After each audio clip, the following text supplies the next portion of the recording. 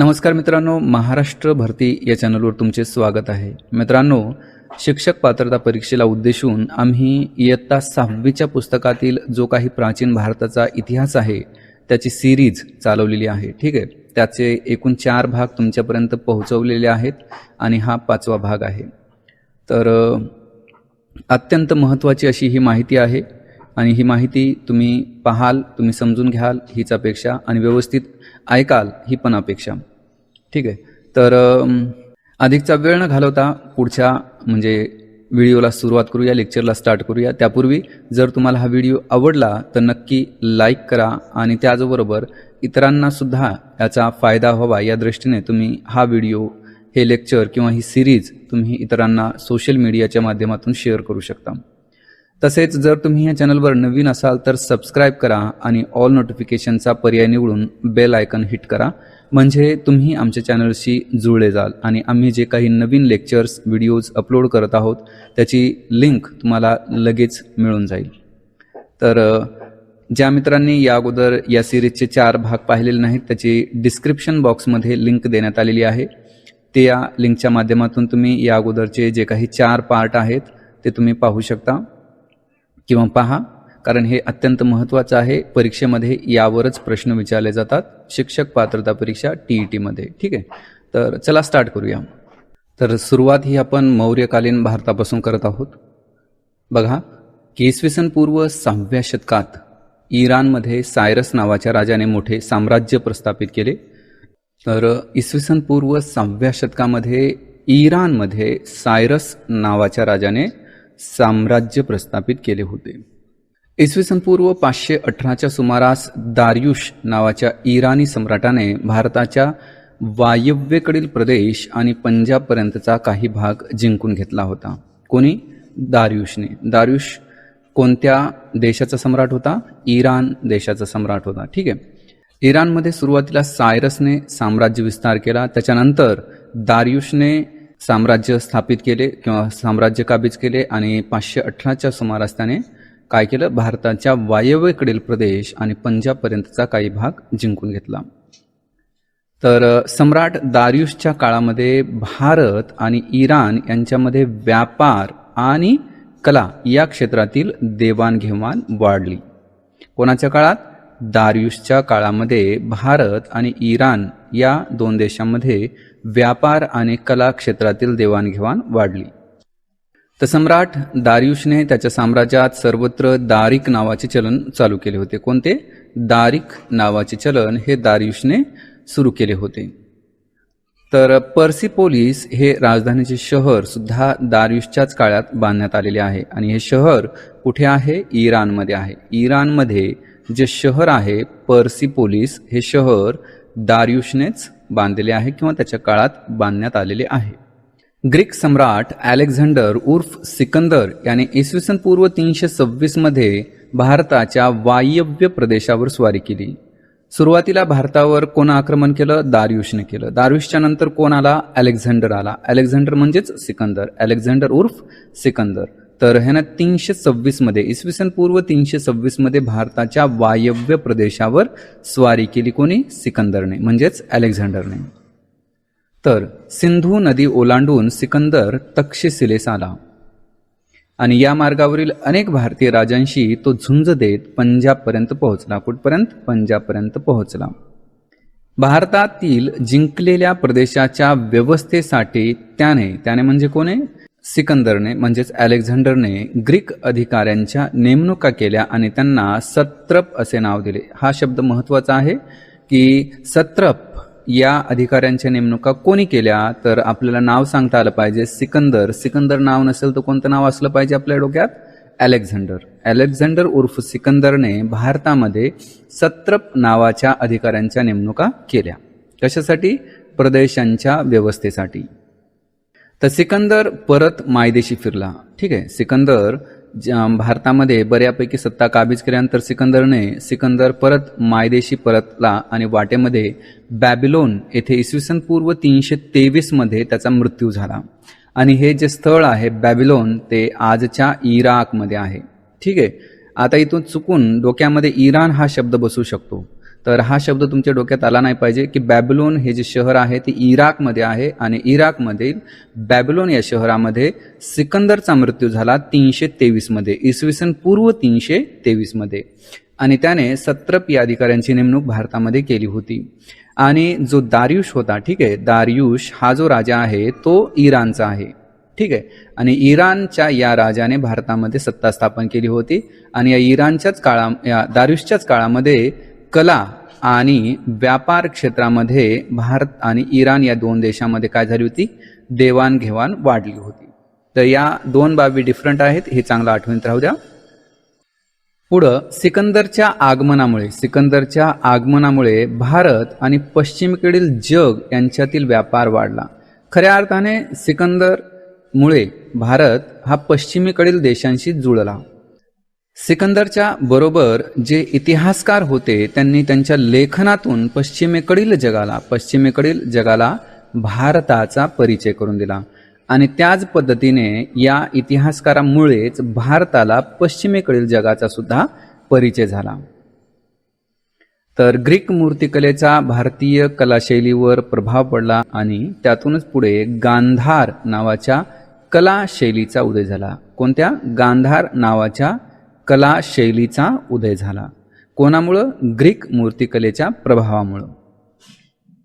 तर सिकंदर हा नुसता साम्राज्य विस्तार करत पुढे आला नव्हता, तर त्याच्यासोबत इतिहासकार होते, त्याचबरोबर जे कलाकार होते ते सुद्धा तो सोबत घेऊन आला होता. म्हणजे जवळपास की सिकंदर ज्यावेळेस साम्राज्य विस्तार करत असताना पुढे सरकत होता त्यावेळेस तो एक अख्खं शहर, ठीक आहे, अख्खं एक शहर, एका शहरामध्ये जेवढ्या व्यवस्था असतात, म्हणजेच की एक कलाकार असतो, त्याच्यानंतर इतिहासकार असतो, त्याच्यानंतर स्वयंपाकी असतात, म्हणजे की जवळपास सगळेजण त्याच्या जे कलेशी जुळलेले लोक आहेत किंवा व्यापार व्यवहाराशी जुळलेले लोक आहेत ते सर्वचे सर्व सिकंदर सोबत प्रवास करत होते. आणि म्हणून सिकंदर म्हणजे काय होतं की अख्खं एक शहर होतं आणि ते शहर काय करत होतं, पुढं साम्राज्य विस्तार करत होतं. आणि म्हणूनच त्या इतिहासकारामुळं भारतीयांना पश्चिमेकडील जगाचा परिचय झाला आणि या इतिहासकारामुळेच पश्चिमेकडील जगाला भारताचा परिचय झाला.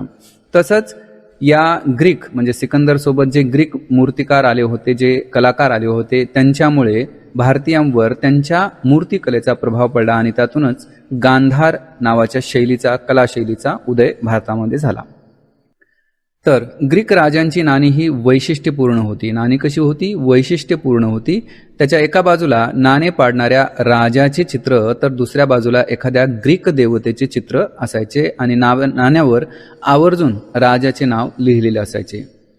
हे अशा पद्धतीचे जे एका बाजूला राजाचे चित्र, दुसऱ्या बाजूला देवतेचे चित्र आणि त्याचबरोबर नाण्यावर राजाचे नाव, अशा प्रकारचे हे वैशिष्ट्यपूर्ण नाणे पाहून भारतीय राजे सुद्धा त्याच्या प्रति आकृष्ट झाले आणि त्यांनी सुद्धा काय केलं मग की अशा प्रकारची नाणी पाडण्यास सुरुवात केली. म्हणजे की या नाण्यांच्या प्रकाराचा भारतीयांच्या मनावर खोल असा प्रभाव पडला.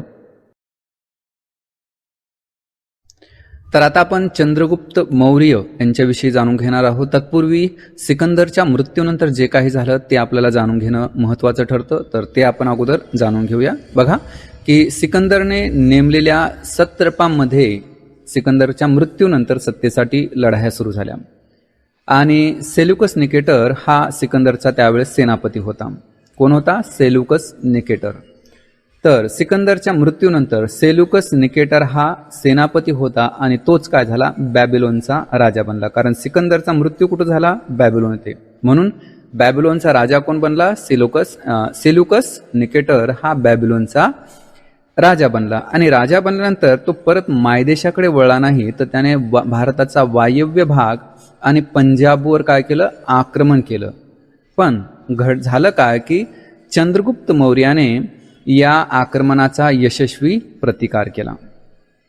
मग सेल्युकस निकेटरचा पराभव केल्यामुळे अफगाणिस्तानातील काबूल, कंदाहार, हेरात हे प्रदेश त्याच्या म्हणजे कोणाच्या? चंद्रगुप्त मौर्याच्या साम्राज्यात सामील झाले. मेगॅस्थेनस हा सेल्युकस निकेटरचा राजदूत चंद्रगुप्त मौर्याच्या दरबारात राहिला होता. मेगॅस्थेनसने इंडिका हा ग्रंथ लिहिला आणि या ग्रंथातील वर्णन हे मौर्यकालीन भारताच्या अभ्यासाचे एक महत्त्वाचे साधन आहे. म्हणजे की मेगॅस्थेनस हा चंद्रगुप्त मौर्याच्या दरबारात काही काळ राहिला होता. त्याने इंडिका नावाचा हा ग्रंथ लिहिला आणि या ग्रंथातून आपल्याला मौर्यकालीन भारताची चांगली ओळख होते, माहिती होते. म्हणून हे एक महत्त्वपूर्ण साधन आहे ऐतिहासिक. बघा, गुजरात राज्यातील जुनागड जवळ सम्राट चंद्रगुप्त मौर्याने सुदर्शन नावाचे धरण बांधले होते. ठीक आहे. तर सुदर्शन हा शब्द एका धरणाशी जुळलेला आहे. हे तुम्ही चांगलं आठवणीत ठेवा की सुदर्शन काय आहे, तर एक धरण आहे. आणि हे धरण कोणी बांधलेलं आहे, तर चंद्रगुप्त मौर्यानं बांधलेलं आहे. कुठं बांधलेलं आहे, तर गुजरात राज्यातील जुनागड येथे बांधलेला आहे किंवा जुनागड जवळ बांधलेला आहे. तर इथं काही महत्त्वाच्या गोष्टी आपण रिपीट करूया की मेगॅस्थेनस हा कोणाचा राजदूत होता, सेल्युकस निकेटरचा. मेगॅस्थेनसने कोणता ग्रंथ लिहिला, इंडिका. या ग्रंथातून आपल्याला काय कळतं, मौर्यकालीन भारत कळतो. ठीक आहे. आणि दुसरं काय महत्त्वाचं आहे की चंद्रगुप्त मौर्याने गुजरातमधील जुनागड जवळ सुदर्शन नावाचे धरण बांधले आणि तशा प्रकारचा उल्लेख असणारा शिलालेख सुद्धा मिळालेला आहे. मित्रांनो, आता आपण चंद्रगुप्त मौर्य यांच्या कारकिर्दीची माहिती घेऊया. बघा की चंद्रगुप्त मौर्याने मौर्य साम्राज्याची स्थापना केली. कोणी केली, चंद्रगुप्त मौर्य यांनी. मगधचा राजा धनानंद याच्या जुलमी राजवटीला लोक कंटाळले होते आणि त्यातूनच चंद्रगुप्त मौर्याने या धनानंदचा पाडाव करून इसवी सन पूर्व 325च्या सुमारास मगधावर स्वतःची सत्ता प्रस्थापित केली. आणि जसं की आपल्याला माहीत असेल की कौटिल्य उर्फ आर्य चाणक्य यांचा यामध्ये मोलाचा वाटा आहे. चंद्रगुप्त मौर्य यांच्या सत्ता स्थापनेमागे या कौटिल्य किंवा आर्य चाणक्याचा मोठा वाटा आहे. तर चंद्रगुप्त मौर्याने धनानंद, मगधचा जो राजा आहे धनानंद, त्याचा पाडाव करून स्वतःची सत्ता स्थापन केली 325 मध्ये, इसवी सन पूर्व 325 मध्ये. तर चंद्रगुप्त मौर्याने अवंती आणि सौराष्ट्र जिंकून घेतले आणि आपल्या साम्राज्याचा अशा प्रकारे विस्तार केला पुढं. ठीक आहे. तर माहीत आहे का तुम्हाला, हा अत्यंत महत्त्वाचा पॉईंट आहे यामध्ये, कारण शालेय पुस्तकामध्ये हा पॉईंट दिलेला आहे. यामध्ये चॅप्टरमध्ये ज्या गोष्टी दिलेल्या नाहीत त्या गोष्टी या माहीत आहे का तुम्हाला यामध्ये दिलेल्या असतात. तर त्याच आपण इथं कंटिन्यू करत आहोत. बघा की विशाखा दत्त या संस्कृत नाटककाराने मुद्रा राक्षस हे नाटक लिहिले. त्यात धनानंदाचा नाश करून चंद्रगुप्त मौर्याने स्वतंत्र सत्ता कशी स्थापन केली हे कथानक उलगडले आहे. तर विशाखा दत्तने जे संस्कृत नाटक मुद्रा राक्षस लिहिलेले आहे त्यातून चंद्रगुप्त मौर्याने जी सत्ता स्थापन केली त्याचं माहिती मिळते. तो इतिहास आपल्याला यातून माहीत होतो. तर या कथानकात आर्य चाणक्य किंवा कौटिल्य यांच्या योगदानास विशेष महत्त्व देण्यात आलेले आहे. कारण चंद्रगुप्त मौर्य जो सत्तेवर आला त्या सत्तेवर येण्यामागे या कौटिल्यचा किंवा या आर्य चाणक्याचा मोलाचा वाटा आहे. ठीक आहे. आणि म्हणून या कथानकात अर्थातच या मुद्रा राक्षस या नाटकामध्ये आर्य चाणक्य किंवा कौटिल्य यांचं योगदान जे आहे ते विशेष वर्णित करण्यात आलेलं आहे. तर बघा पुढं की जैन परंपरेनुसार चंद्रगुप्त मौर्याने जैन धर्माचा स्वीकार केला होता असे मानले जाते. म्हणजे की जैन लोक असं मानतात किंवा त्यांचं असं म्हणणं आहे की चंद्रगुप्त मौर्याने जैन धर्माचा स्वीकार केला होता, म्हणून चंद्रगुप्त मौर्याने जैन धर्माचा स्वीकार केला. ठीक आहे. तर आयुष्याच्या शेवटी चंद्रगुप्त मौर्याने राजपदाचा त्याग केला. उरलेले आयुष्य तो कर्नाटकातील श्रवणबेळगोळ येथे राहिला आणि तेथेच त्याचा मृत्यू झाला. तर चंद्रगुप्त मौर्याने सरते शेवटी राजपदाचा त्याग करून टाकला आणि कर्नाटकातील श्रवणबेळगोळ येथे तो राहायला गेला आणि तिथेच त्याचा मृत्यू झाला. तर आता आपण मौर्य सम्राट अशोक यांची माहिती घेऊया. तर चंद्रगुप्त मौर्याने राजपदाचा त्याग केला आणि तो श्रवणबेळगोळ येथे राहायला गेला आणि तिथेच त्याचा मृत्यू झाला. तर चंद्रगुप्ताने ज्यावेळेस राजपदाचा त्याग केला त्यावेळेस त्याचा मुलगा बिंदुसार हा मगधचा राजा बनला आणि या बिंदुसारच्या मृत्यूनंतर त्याचा मुलगा अशोक सत्तेवर आला. 273 मध्ये, इसवी सन पूर्व 273 मध्ये चंद्रगुप्त बिंदुसारच्या मृत्यूनंतर सत्तेवर आला. अशोक हा बिंदुसारच्या मृत्यूनंतर सत्तेवर आला. तर तो सत्तेवर येण्यापूर्वी त्याची नेमणूक ही तक्षशिला आणि उज्जैनी येथील राज्यपाल म्हणून करण्यात आली होती. ही महत्वाची माहिती आहे की अशोक हा राजा होण्यापूर्वी त्याची नेमणूक ही राज्यपाल म्हणून कोठे करण्यात आली होती, तर तक्षशिला आणि उज्जैनी. तो म्हणजे अशोक हा राज्यपाल असताना तक्षशिला येथे झालेले जे बंड होते ते त्याने यशस्वीरित्या मोडून काढले होते आणि मगधचे सम्राट पद प्राप्त झाल्यानंतर त्याने कलिंगवर स्वारी केली आणि या कलिंग स्वारीपासूनच त्याच्या जीवनाला एक नवीन वळण मिळालं. हा जो कलिंग प्रदेश आहे तो आजच्या ओडिशा राज्यामध्ये येतो किंवा होता. ठीक आहे. तर सम्राट अशोकाने कलिंगवर विजय मिळविला, कलिंगवर स्वारी केली, कलिंगवर विजय मिळवला आणि कलिंगच्या युद्धातील जो रक्तपात झाला तो पाहून अशोकाने पुन्हा कधीही युद्ध न करण्याचा निर्णय घेतला. या कलिंग युद्धानंतर अशोकाने पुन्हा कधीही युद्ध न करण्याचा निर्णय घेतला. सत्य, अहिंसा, इतरांप्रती दया आणि क्षमावृत्ती हे गुण त्याच्या दृष्टीने महत्वाचे होते. म्हणजेच त्याचा जो स्वभाव होता किंवा त्याची जी स्वभाववृत्ती होती ती कशी होती, दयाळू होती आणि म्हणूनच त्याला हा रक्तपात पाहवला नाही आणि त्यातूनच त्याने युद्ध न करण्याचा निर्णय घेतला. हा संदेश म्हणजे की सत्य, अहिंसा, इतरांप्रती दया, क्षमावृत्ती हा जो संदेश आहे तो लोकांपर्यंत पोहोचवण्यासाठी त्याने ठिकठिकाणी शिलालेख आणि स्तंभालेख कोरवले आणि हे जे लेख आहेत ते ब्राह्मी लिपीत आहेत. आठवणीत राहू द्या की अशोकाने जे काही शिलालेख आणि स्तंभालेख कोरवून घेतलेले आहेत किंवा कोरलेले आहेत ते ब्राह्मी लिपीमध्ये आहेत. कारण सर्वांच्या जवळपास डोक्यामध्ये संस्कृत हाच शब्द फिट असतो किंवा पाली, परंतु इथं काय आहे की अशोकाने जे काही शिलालेख किंवा स्तंभालेख कोरविले ते ब्राह्मी लिपीमध्ये आहेत. तर या लेखांमध्ये त्याने स्वतःचा उल्लेख देवान पियो पियदसी असा केलेला आहे आणि त्याचा जो अर्थ आहे तो काय होतो, देवाचा प्रिय प्रियदर्शी असा होतो. अशोकाने स्वतः बौद्ध धर्माचा स्वीकार केला होता. आठवणीत राहू द्या की चंद्रगुप्त जो आहे त्यानं कोणत्या धर्माचा स्वीकार केला होता, जैन धर्माचा स्वीकार केला होता आणि अशोक हा जो त्याचा नातू आहे त्यानं कोणत्या धर्माचा स्वीकार केला, बौद्ध धर्माचा स्वीकार केला आणि चंद्रगुप्त हा याने जैन धर्माचा स्वीकार केला होता. हे कोणाचं मत आहे, स्वतः जैनियांचं मत आहे. म्हणजे जैन धर्मीय जे आहेत त्यांचंच म्हणणं आहे की चंद्रगुप्त मौर्याने जैन धर्माचा स्वीकार केला होता. त्यानुसार चंद्रगुप्त हा जैन धर्मीय होता आणि अशोक बौद्ध धर्मीय. तर अशोकाने पाटलीपुत्र येथे बौद्ध धर्माची तिसरी परिषद बोलावली होती. अशोकाने पाटलीपुत्र येथे बौद्ध धर्माची तिसरी परिषद बोलावली होती.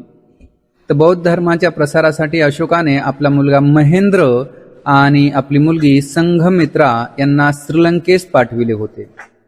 आग्नेय आशिया आणि मध्य आशिया या देशांमध्येही अशोकाने धर्म प्रचारासाठी बौद्ध भिक्खू पाठवले होते. तर आठवणीत राहू द्या की अशोकाने बौद्ध धर्माचा स्वीकार केला, चंद्रगुप्ताने जैन धर्माचा स्वीकार केला, अशोकाने पाटलीपुत्र येथे बौद्ध धर्माची तिसरी परिषद बोलावली होती. तसेच बौद्ध धर्माच्या प्रसारासाठी अशोकाने स्वतःचा मुलगा महेंद्र आणि मुलगी संघमित्रा यांना श्रीलंकेमध्ये पाठवले होते बौद्ध धर्माच्या प्रसारासाठी. त्याचबरोबर आग्नेय आशिया देशांमध्ये तसेच मध्य आशियाच्या भागातील देशांमध्ये धर्म प्रचारासाठी अशोकाने बौद्ध भिक्खू पाठवले होते. सम्राट अशोकाच्या काळामध्ये ज्या काही महत्त्वाच्या बाबी घडलेल्या आहेत त्या पण आपल्याला इथं पॉइंट आउट करायच्या आहेत. तर बघा की अष्टाध्यायी अर्थशास्त्र थेरी गाथा हे ग्रंथ मौर्य काळात प्रसिद्ध होते. कोणकोणते ग्रंथ, अष्टाध्यायी, अर्थशास्त्र आणि थेरी गाथा. आता आपण मौर्यकालीन राज्य व्यवस्था अभ्यासू. बघा की मौर्य साम्राज्याची राजधानी पाटलीपुत्र होती. कोणती होती, पाटलीपुत्र ही मौर्य साम्राज्याची राजधानी. राज्यकारभाराच्या सोयीसाठी साम्राज्याचे 4 विभाग पाडलेले होते. प्रत्येक विभागाची स्वतंत्र राजधानी होती. मौर्य साम्राज्याची राजधानी पाटलीपुत्र. राज्यकारभाराच्या सोयीसाठी साम्राज्याचे 4 भागामध्ये विभाजन करण्यात आले होते आणि प्रत्येक भागाला स्वतंत्र राजधानी देण्यात आली होती. तर ते कोणते ते पाहूया. पहिला पूर्व विभाग, याची जी राजधानी होती ती तोशाली होती, ते आजच्या ओडिशामध्ये येतं. पश्चिम विभाग, याची राजधानी उज्जैनी होती, ते मध्य प्रदेशमध्ये येतं. दक्षिण विभाग, याची राजधानी सुवर्णगिरी, ते कर्नाटकातील कनकगिरी या भागामध्ये येतं.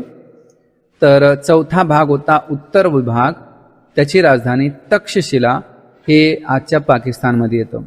तर अशा पद्धतीने मौर्य साम्राज्याचे 4 भागामध्ये विभाजन करण्यात आले होते. पूर्व विभाग, पश्चिम विभाग, दक्षिण विभाग, उत्तर विभाग.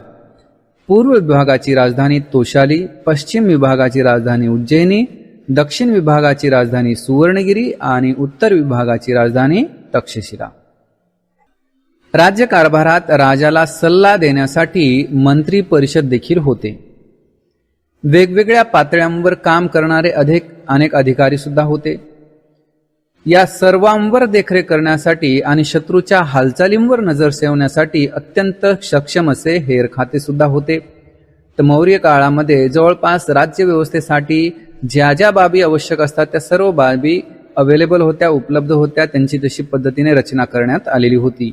मंत्री परिषद सुद्धा होतं, अधिकारी वर्ग सुद्धा होता. त्याचबरोबर या मंत्री परिषद अधिकारी यांच्यावर सुद्धा देखरेख ठेवण्यासाठी अधिकारी होते. त्याचबरोबर शत्रूच्या हालचालींवर नजर ठेवण्यासाठी अत्यंत सक्षम असे हेरखाते देखील होते. तर आता आपण मौर्यकालीन लोकजीवन अभ्यासू. मौर्य काळात शेतीच्या उत्पादनाला खूप महत्त्व होते, कारण प्राचीन काळापासूनच भारत हा शेतीप्रधान देश राहिलेला आहे. हस्तिदंतावरील कोरीवकाम, कापड विणणे आणि रंगवणे, धातुकाम यासारखे अनेक व्यवसाय मौर्य काळामध्ये चालत असे. चकाकी असलेली काळ्या रंगाची मातीची भांडी या काळामध्ये घडवली जात. आठवणीत राहू द्या की मौर्य कालखंडामध्ये चकाकी असलेली काळ्या रंगाची मातीची भांडी घडवली जात.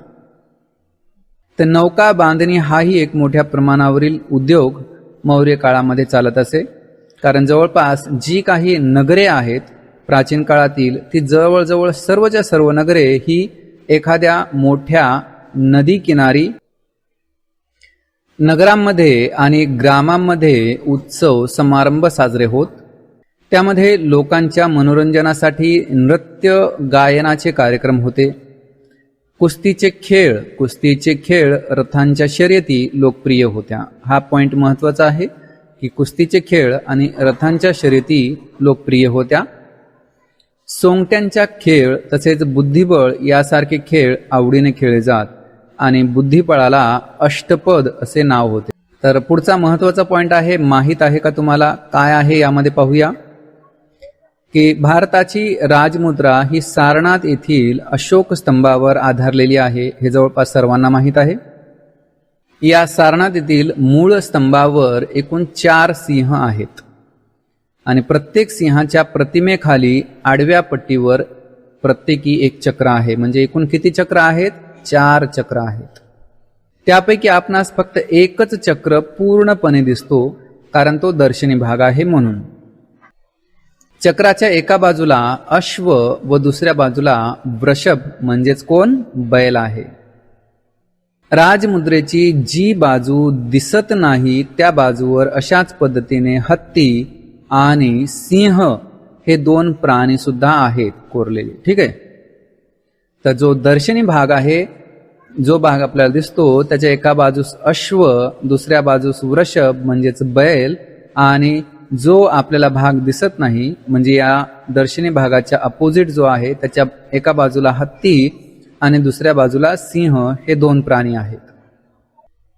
तर सम्राट अशोकाच्या काळात शिल्पकलेला उत्तेजन मिळाले आणि जवळपास त्या काळामध्ये शिल्पकला ही फेमस होती. ठीक आहे. तर अशोकाने उभारलेले स्तंभ हे भारतीय शिल्पकलेचे उत्तम नमुने आहेत. त्याने उभारलेल्या स्तंभावर सिंह, हत्ती, बैल, ते या अगोदरच आपण पाहिलं की सारनाथ येथील जी राजमुद्रा आहे त्याच्या एका बाजूला सिंह आणि हत्ती आहे, तर एका बाजूला घोडा आणि बैल आहे. सम्राट अशोकाच्या काळात खोदली गेलेली बराबार टेकड्यांवरील लेणी प्रसिद्ध आहेत. ही लेणी सध्या बिहारमध्ये आहेत. म्हणजे ह्या ज्या बराबार टेकड्या आहेत त्या कुठं आहेत? बिहारमध्ये आहेत. आणि या टेकड्यांमध्ये ज्या लेण्या खोदल्यानंतर सापडलेल्या आहेत त्या कोणाच्या काळातील आहेत? अशोकाच्या काळातील आहेत. तर भारतातील लेण्यांमध्ये ही जी लेणी आहे ती सर्वात प्राचीन लेणी म्हणून प्रसिद्ध आहे.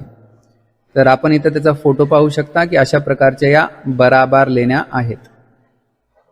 तर मित्रांनो, अशा पद्धतीने येथे मौर्यकालीन जो भारत आहे आणि त्या संबंधीची जी काही माहिती आहे ती इथं संपते.